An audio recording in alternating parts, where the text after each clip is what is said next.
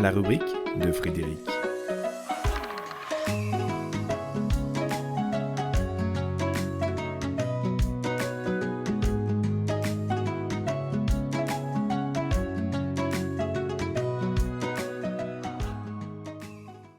Toucher le fond et sauter le pas. Toucher le fond et sauter le pas, mais quel fond et quel pas? Là est la question. Et forcément avec elle, une, deux, voire plusieurs réponses se profilent. Mais derrière cette multiplicité, il est une évidence à laquelle fond et forme ne dérogent pas. Une évidence omniprésente bien qu'invisible, qui vient dire que seul le mot fait exister la chose. Sans les mots pour la dire, pour l'écrire, pour la circonscrire, impossible de donner corps et sens à une réalité. Ainsi, si l'on touche le fond, c'est qu'un fond existe. Mais au fond, de quoi s'agit-il? D'un fond qui parle d'essentiel et nous invite à sauter le pas sur le versant du bien commun, oubliant les formes qui ne servent que l'individualisme? D'un fond qui se trouve dans les tréfonds du désir ou du non-désir humain? Ou encore de celui que touche l'émotionnel qui hurle sa détresse pour mieux exister et résister à qui mieux à une possible dissolution du moi. Toucher le fond, c'est alors atteindre une limite qui interdit tout au-delà. Or, en restant prisonnier d'un sans au-delà, on se coupe de toute possibilité d'évolution. Mais la vie est bien faite.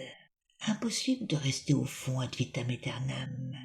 S'il s'agit d'un fond d'enfermement, d'un fond d'impuissance, d'un fond qui croit à un arrêt sur temps, pour se conserver en état d'immobilité ou de plainte. Les cycles de l'existence y veillent.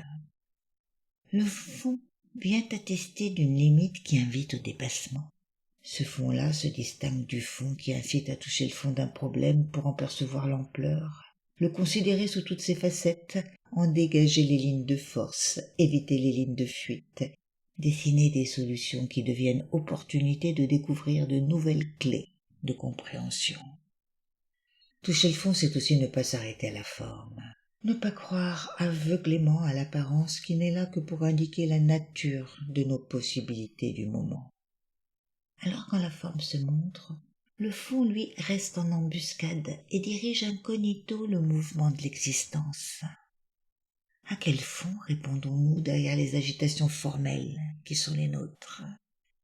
À quel fond s'abreuvent nos pensées, nos émois, nos désirs, nos attentes et nos comportements? Quels sont les fondamentaux auxquels nous nous référons, les fondamentalismes qui nous enferment? Quel est, au-delà des divers fonds que nous touchons, l'essentiel qui cherche à se dire dans les secrètes profondeurs de l'être? Toucher le fond? Mais de quel fond parle-t-on? Et toucher le fond pour qui? Pourquoi?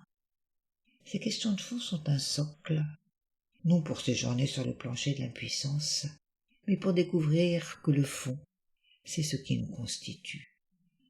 Il n'existe rien qui ne s'appuie sur un fond, rien qui ne résulte d'une toile de fond énergétique pourvoyeuse d'essentiel. Alors toucher le fond, oui, pour sauter le pas et retrouver l'essentiel.